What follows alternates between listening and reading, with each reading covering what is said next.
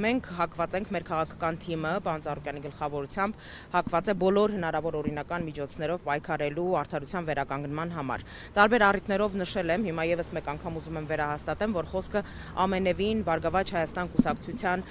շահի համար տարվող պայքարի մասին չէ։ Այս ամբողջ գործընթացը ընդհանրապես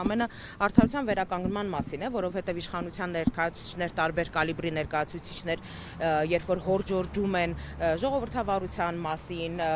մեր ընտրողների ազատ կամ արտահայտման մասին, մասնավորապես նույն զինվորների քվեարկության հետ կապված տարատեսակ գրառումներ աչքովս ընկան, որ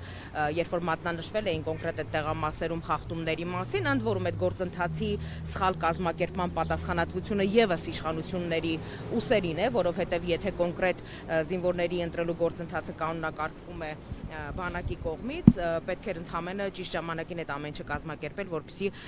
նաև նույն այդ զինվորների ընտրելու իրավունքը խաթարված չլիներ ու ինչպես նաև այդ տեղամասերում քվեարկած մեր մի քանի հազար հայրենակիցների ընտրելու իրավունքը